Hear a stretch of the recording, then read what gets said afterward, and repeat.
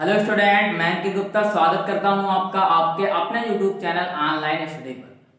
पिछले वीडियो में हम लोग बिंदु आवेश के कारण वैद्युत विभव के लिए फार्मूला निकाल लिए थे, जो कि निकला था क्या, V बराबर क्या निकला था आपका फार्मूला, V बराबर 1/4 पाई एप्सिलॉन नॉट Q अपान में R। ये आपको बिंदु आवेश के कारण अगर विभव निकालना है तो इस फार्मूले का यूज करके आप निकाल सकते हो। लेकिन अगर बिंदु आवेश ना हो तो क्या हो, वैद्युत द्विध्रुव हो। वैद्युत द्विध्रुव क्या होता है, वैद्युत द्विध्रुव मतलब दो समान आवेश हों और विपरीत प्रकृति के हों। जैसे एक माइनस क्यू इधर रखा हुआ है, प्लस क्यू इधर रखा हुआ है, इनके बीच की दूरी हमेशा आप लोग जानते होंगे 2l नापी जाती है। वैद्युत द्विध्रुव के बीच दूरी कितनी नापी जाती है, 2l नापी जाती है। इसको बोलते हैं वैद्युत द्विध्रुव। मध्य का बिंदु O अगर हम माने तो इसकी आधी दूरी को l लेकर आधी दूरी को l बोल सकते हैं। ठीक है, यहां से यहां तक की दूरी l हो गई और यहां से यहां तक की दूरी कितनी हो गई, l हो गई। और इस वैद्युत द्विध्रुव के कारण अगर आपको विभव निकालना है तो उसकी तीन स्थितियां बन जाती हैं। इसको मिटा देते हैं, तीन स्थितियां बन जाती हैं। कौन कौन सी, एक अच्छी स्थिति में, एक निरक्षी स्थिति में और एक किसी सामान्य बिंदु पर। ठीक है, तो हम लोग क्या पढ़ने वाले हैं आज, वैद्युत द्विध्रुव के कारण वैद्युत क्या पढ़ोगे, वैद्युत द्विध्रुव। सीधे वैद्युत द्विध्रुव का हम लोग अच्छी स्थिति में पहले पढ़ेंगे।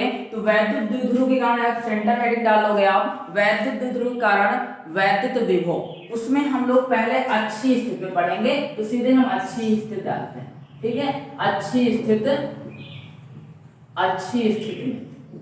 ठीक है, अब अच्छी स्थिति में कैसे पढ़ते हैं, कैसे होता है उसका फार्मूला कैसे निकलेगा, एक छोटा सा डेरिवेशन होगा। चलिए देखते हैं। वैद्युत द्विध्रुव क्या होता है, अभी मैंने तुरंत आपको बताया क्या होता है वैद्युत द्विध्रुव। ये एक माइनस क्यू आवेश हो गया और यहीं से कुछ दूरी पर एक ये हो गया प्लस क्यू। इधर से थोड़ा बना लेते हैं, जब कुछ जगह की आवश्यकता होगी।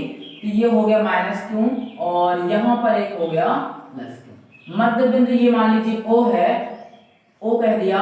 यहां से यहां तक की दूरी आप लोग जानते हैं कि क्या हो जाएगी, L हो जाएगी। यहां से यहां तक की दूरी भी कितनी हो जाएगी, L हो जाएगी, क्योंकि टोटल दूरी कितनी होती है, 2l होती है। तो आधी दूरी कितनी हो जाएगी, L हो जाएगी।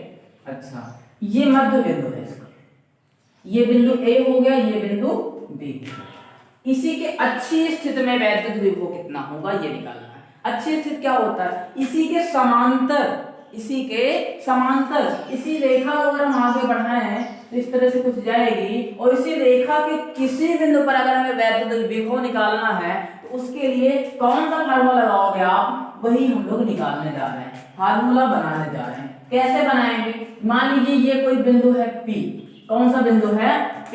इस बिंदु P पर वैद्युत विभव निकालना है। कैसे निकालोगे आप, पहले आपको दूरी नाप लो आप। यहाँ मध्य बिंदु से, ये जो मध्य बिंदु है, यहां से यहां तक की दूरी कितनी है, दूरी मान लीजिए आप R है।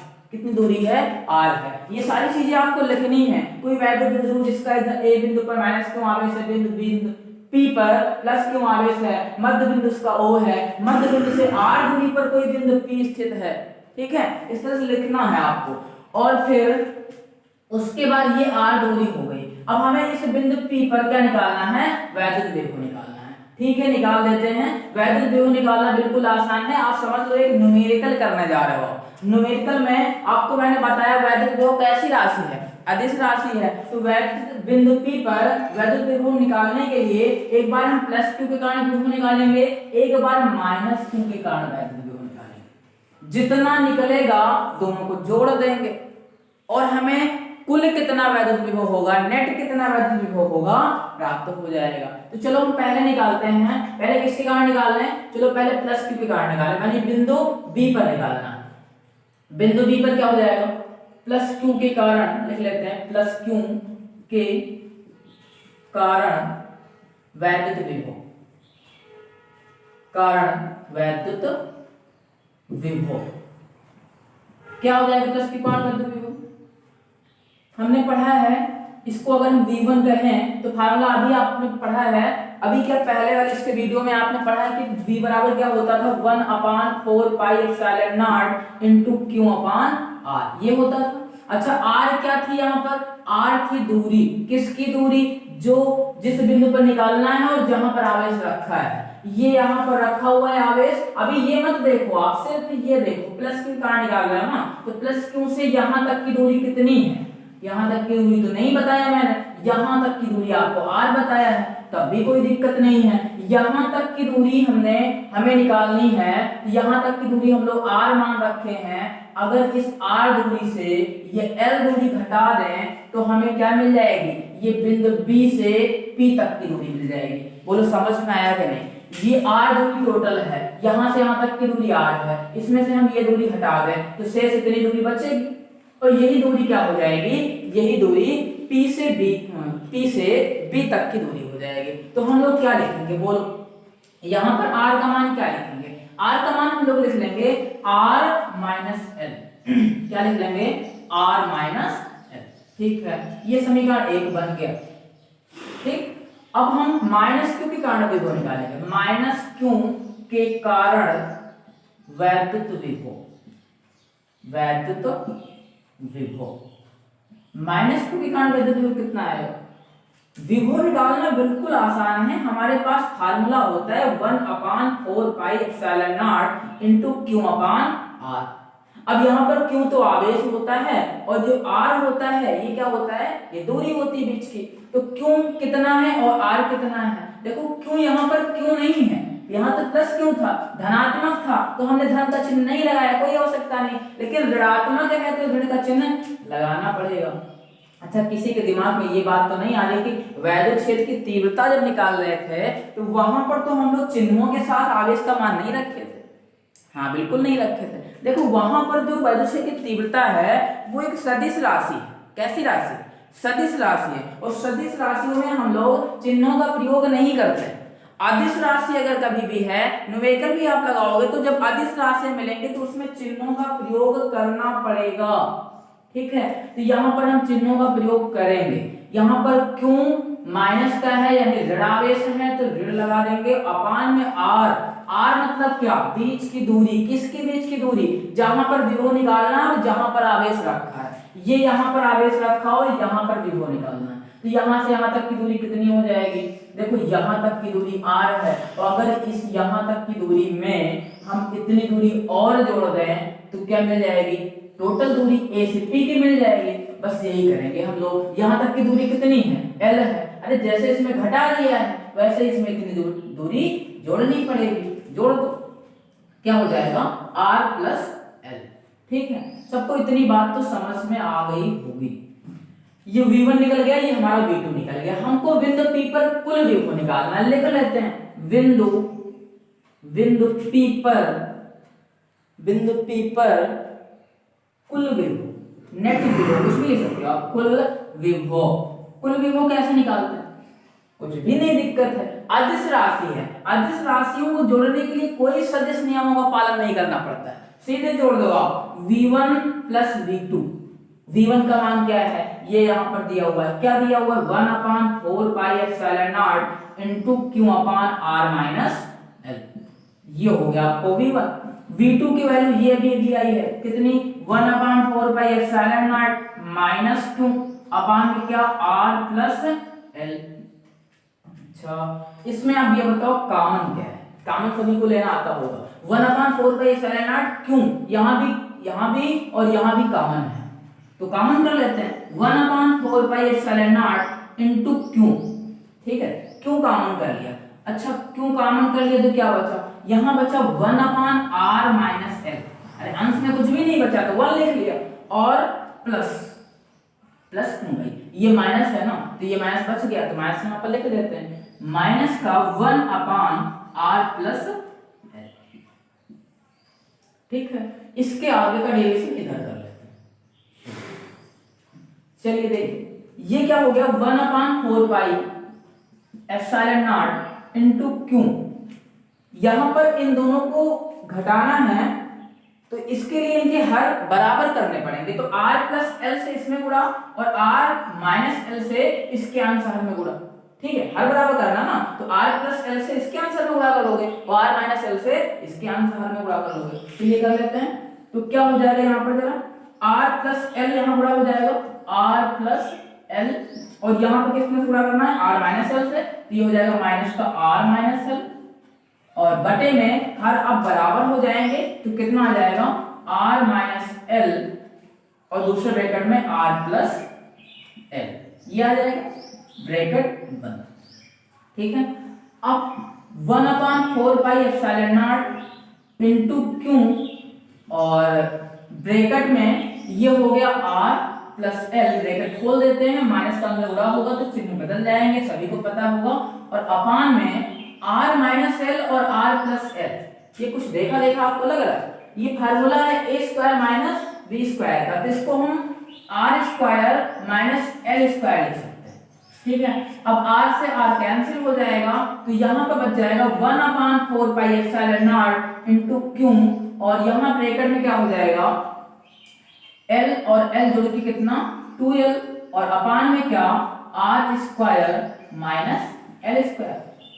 अब क्या करोगे आप, अब सभी को पता है l क्या है, l वैद्युत द्विध्रुव के बीच की दूरी नहीं है, उनके बीच की दूरी की आधी दूरी है, बीच की दूरी तो 2l होती है। ठीक है, और ये दूरी सबको पता होगा बहुत कम होती है, आपको पता होगा वैद्युत द्विध्रुव किसे कहते हैं, वैद्युत द्विध्रुव जो होता है दो समान आवेश हों और विपरीत प्रकृति के हों, और उनके बीच की जो बहुत अल्पतम दूरी होती है वो अल्पतम दूरी 2l होती है, और उस आवेश का मान क्यों होता है, अगर तो इसको गुणा करें तो हमें वैद्युत द्विध्रुव P मिलता है, P बराबर 2ql पढ़ते हैं, P बराबर क्या पढ़ते हो आप, 2ql, यही तो होता है फार्मूला। तो इस तरह से यहाँ पर L बहुत अल्पतम दूरी है, बहुत छोटी दूरी है, R की तुलना में तो बहुत छोटी है, इसलिए हम L is very very less then R, L क्या है, R से बहुत छोटा है, इसलिए हम L को हटा सकते हैं, नगण्य मान सकते हैं, निगलेक्ट कर सकते हैं उसको, L हटा देंगे यहाँ पर।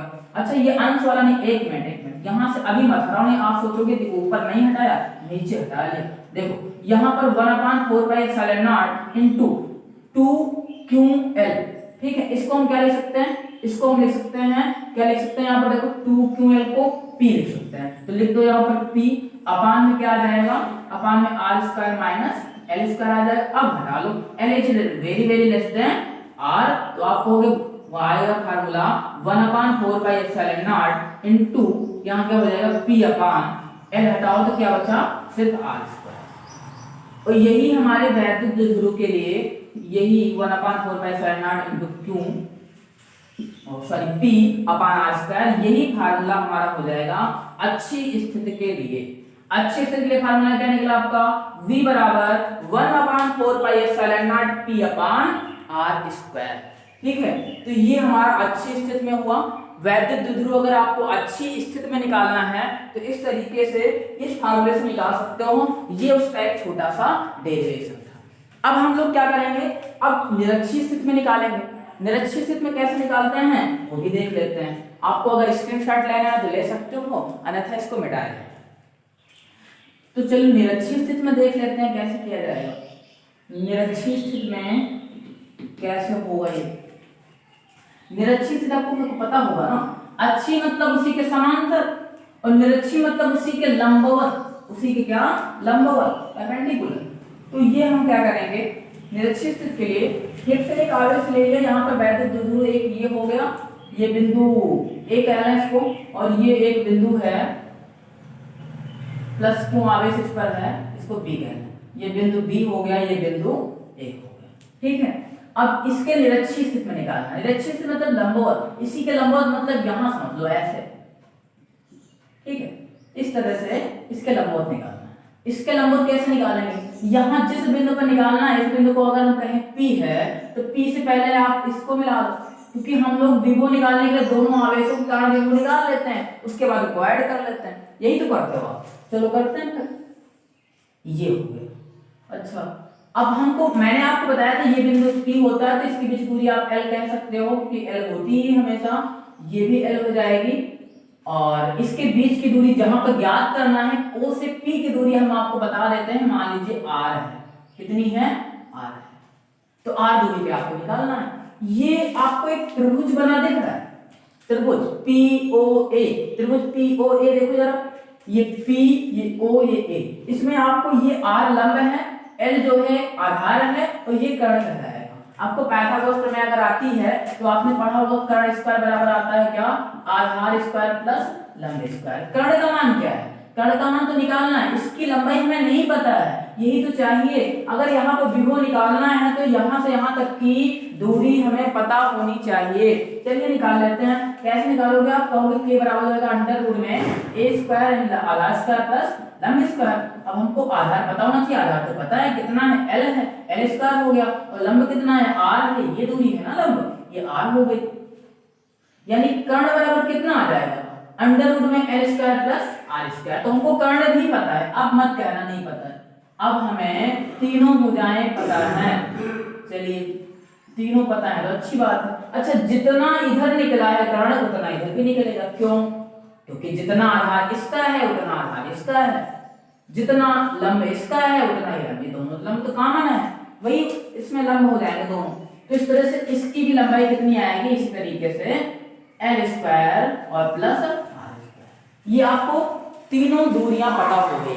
अब क्या करेंगे, अब हम लोग इसके कारण वैद्युत विभव निकालेंगे। कैसे निकालते हैं वैद्युत विभव, देखो -q के कारण, फिर वही कौन सी स्थिति पढ़ने जा रहे हो, निरक्षीय स्थिति में, यहां लिख देते हैं निरक्षीय स्थिति में, ठीक है। निरक्षीय स्थिति में वैद्युत विभव के लिए आप फार्मूला करने जा रहे हो, कैसे करोगे देखो। आप कहोगे -q के कारण, -q के कारण वैद्युत विभव, प्लस q का वैल्यू निकाल लेते हैं, कोई दिक्कत नहीं, चाहे माइनस का निकालो चाहे प्लस का निकालो, के कारण वैद्युत विभव, ठीक है, विभव। तो कैसे निकालेंगे, फार्मूला हमको पता है, v1 बराबर v1 क्यों, अरे पहला विभव v1 मान लेंगे, दूसरा निकालेंगे तो v2 मान लेंगे। क्या हो जाएगा 1/4 पाई एप्सिलॉन नॉट इनटू में क्या, क्यों, क्यों क्या धनात्मक आवेश है तो धनात्मक रख देंगे, चिन्ह के साथ रखेंगे, हम बार बार इस पर फोकस कर रहे हैं। अदिश राशियां मिलेंगी तो चिन्हों के साथ रखा जाएगा, क्यों अपान r, r मतलब क्या, ये प्लस क्यों आवेश है, ये यहाँ पर बिंदु P है, इसके बीच की दूरी क्या है, अंडर रूट में l square plus r square, under root में l square plus r square. ये हो गया समीकरण 1।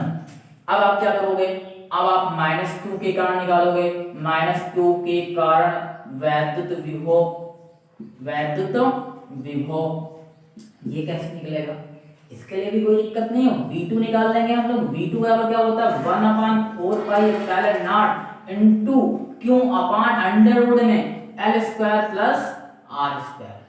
अरे दूरियां तो वही हैं, आवेश बदल गया, लेकिन ये कौन सा आवेश है, ऋण आवेश है, तो ऋण का चिन्ह लगा दो भाई, ठीक है, ऋण का चिन्ह मत भूलना, अदिश राशियां हैं, चिन्हों का प्रयोग करना है, ठीक है। तो ये हमारा v1 आ गया, ये v2 आ गया, दोनों पता है, पता है। अब क्या निकालेंगे, बिंदु P पर कुल विभव कितना आएगा, बिंदु P पर कुल विभव, कुल विभव ये कैसे निकलेगा, देखो कैसे निकलेगा। आपको v पता करना है तो v1 प्लस v2, अभी मैंने बताया आपको।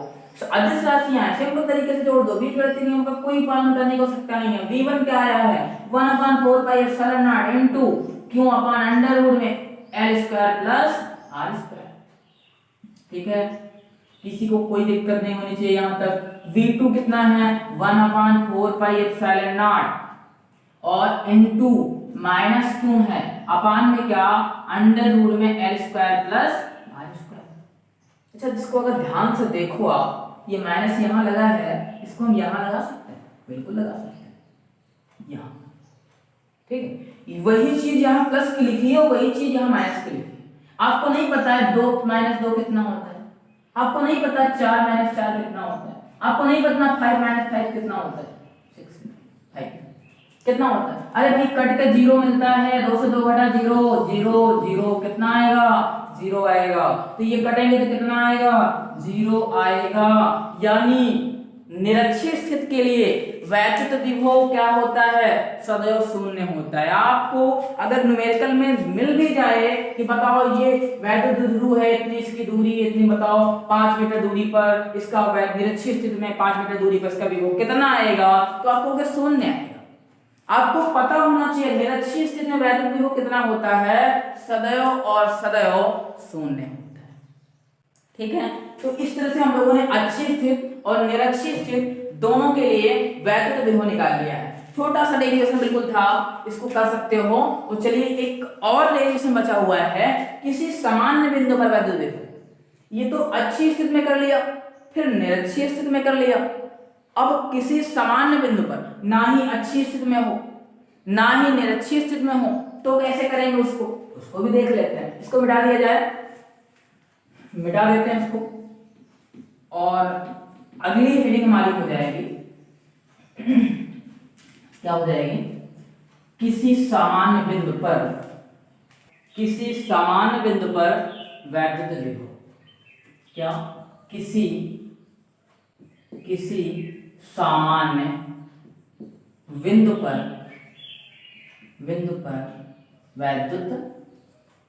वैद्युत विभव।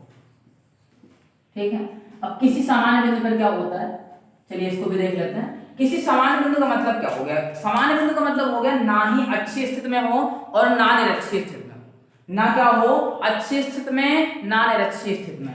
ये मान लीजिए कोई एक वैद्युत ध्रुव है, ये प्लस क्यों है और ये इधर प्लस माइनस क्यों हो गया, इधर प्लस क्यों।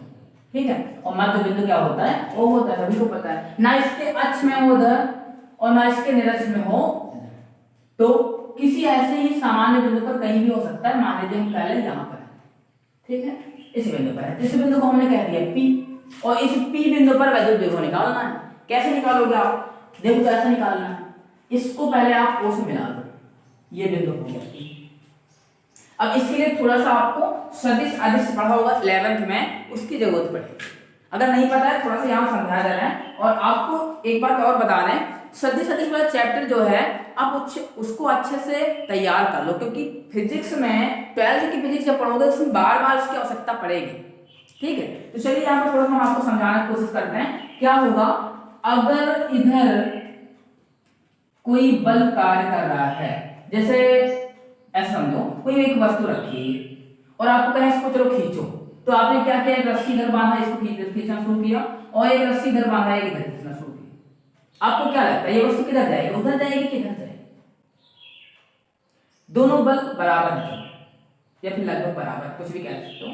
तो इसमें क्या होगा, ये वस्तु इधर विक्षेपित होगी। आपको समझ में आ रहा होगा, एक इधर खींच रहा है, इधर खींच रहा है, किधर जाएगी, इधर जाएगी। इसका परिणाम ये है, मतलब इन दोनों घटकों का, इन दोनों अवयवों का ये परिणामी है, जिसका परिणाम इधर मिलेगा। बात यहां समझ में आई कि नहीं? ये परिणामी है, इधर खींच रहा है, इधर खींच रहा है, तो ये वस्तु इधर विस्थापित होगी। इसी का अगर उल्टा बोले, आपसे इसी के उल्टा बात करें, क्या कहें, आपसे कहें ऐसा, देखो सीधे सीधे, ये एक वस्तु है जो कि इधर जा रही है, कोई बल है, मान लीजिए इधर कार्य कर रहा है, इधर बल कार्य कर रहा है। अब आपको इसका अवयव निकालना है। कैसे अवयव निकालें? अभी अवयव दोनों पता थे, आपको परिणामी निकालना है। अभी अवयव नहीं पता है, परिणामी पता है, अवयव निकालना है, कि कुछ भी नहीं करना होता है। इसके लिए आप एक लाइन इधर खींच दो, जहां पर निकालना हो, जिस दिशा में निकालना, जिस दिशा में निकालना इधर खींच दिया, और इसी के लंबवत एक रेखा इधर खींचनी पड़ेगी। और ये हमेशा कितना होना चाहिए, 90 डिग्री होना चाहिए।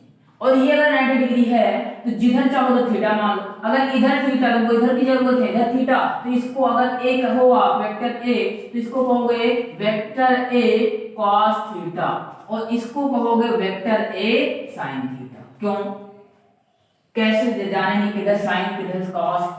सीधा सा तरीका है, जिधर थीटा है आप ऐसे याद करो, जिधर थीटा है उधर ए cos थीटा, ए cos थीटा, और जिधर थीटा नहीं है उधर ए sin थीटा। अगर थीटा इधर होता इधर ए cos थीटा लेते। बात इतनी समझ में आई नहीं सबको? बस इसी का यहाँ पर थोड़ा सा प्रयोग करने वाले हैं। देखो कैसे करेंगे, यहाँ पर ये इस दिशा में निकालना है, इसी के लंबवत हम इधर खींच लिए। क्यों, क्योंकि ये परिणामी है ना, ये बिंदु, ये जो इसके वैद्युत ध्रुव है, इसकी दिशा इधर है, माइनस से क्यों, प्लस क्यों, माइनस अब इससे प्लस आवेश है, ऋण आवेश से धन आवेश की ओर होती है इसकी दिशा, किसकी, वैद्युत ध्रुव की, तो ये इसकी दिशा होगी इस तरह से, ये P हो गया, ठीक है। अगर इसका अवयव निकालना है तो एक तो इधर चला जा रहा है समझ लो, और एक इधर आ रहा है, ठीक है। तो इसको आप बोलोगे इधर थीटा मान लीजिए कोण बन रहा है, तो आप इसको बोलोगे P, क्या बोलोगे, P cos थीटा, और इसको क्या बोलोगे, P sin थीटा। बोलोगे कि नहीं बोलोगे, बिल्कुल बोलेंगे। अब यहाँ बिंदु P पर देखो, ये जो P sin थीटा है इसके क्या है, इसके लंबवत है, इसके क्या है, लंबवत है, ऐसे है ना। और जो ये P cos थीटा इसी के समांतर, उसी के अच्छी स्थिति में है। दो तरीके यहाँ पर चले आपको, एक ये P cos थीटा है बिंदु P पर अच्छी स्थिति में जा रहा है, और P sin थीटा बिंदु P पर निरक्षी स्थिति में जा रहा है। विभव निकालने के लिए क्या करेंगे, दोनों अच्छी, और ये वाला P cos थीटा के लिए और P sin थीटा के लिए विभव निकाल के जोड़ दो। आप सोच रहे होंगे इसका कोई प्रयोग नहीं है क्या, नहीं भाई, ये परिणामी था ना, इसके दो अवयव निकाल लिए। देखो ये जितना काम कर रहा था उसी के बराबर ये भी तो काम कर रहे हैं। चाहे आप इससे काम करवाओ, कोई वस्तु खींचनी थी, चाहे आप इससे इधर खिंचाओ, और चाहे रस्सी बांध के एक इधर लगाओगे तो वही काम ये भी करेंगे। इसको हटाओ तब भी उधर ही विस्थापित होगी, ठीक है ना। तो ये परिणामी है, इसकी जगह पर आप ये दोनों लिख सकते हो, या फिर इन दोनों जगह पर ये लिख सकते हो। उसको हटाओ, ये अवयव निकाल लिया है, इन्हीं अवयवों का प्रयोग करेंगे बस। कैसे करोगे, देखो बिंदु, पहले P cos थीटा के बारे में लिखो, P cos theta, P cos theta क्या है, बिंदु P पर क्या है, अच्छी स्थिति में, अच्छी स्थिति में है,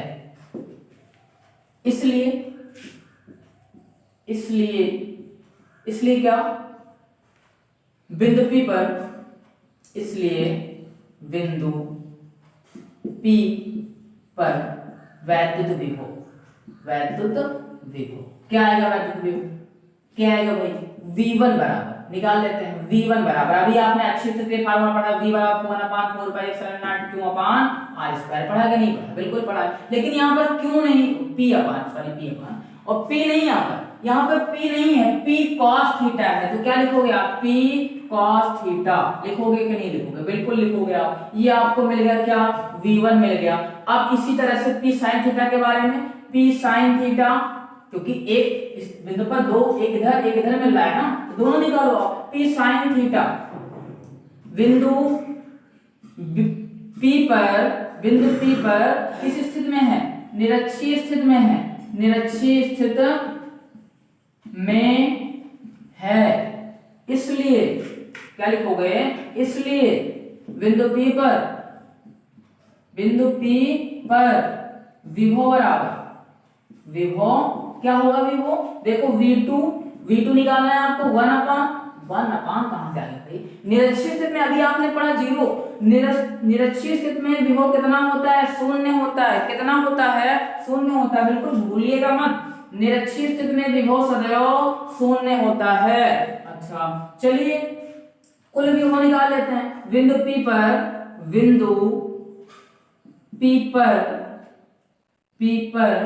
कुल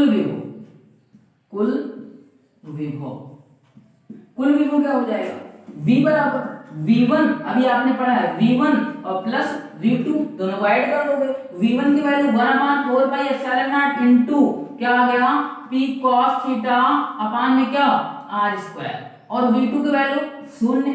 तो इस तरह से V बराबर क्या मिल जाएगा आपको, V बराबर मिल जाएगा 1/4 pi epsilon not into P cos theta upon में क्या, R स्क्वायर। ये हो गया हमारा फार्मूला किसी सामान्य बिंदु के लिए। अच्छे से के लिए फार्मूला क्या मिलेगा, 1/4 pi epsilon nought P upon R square.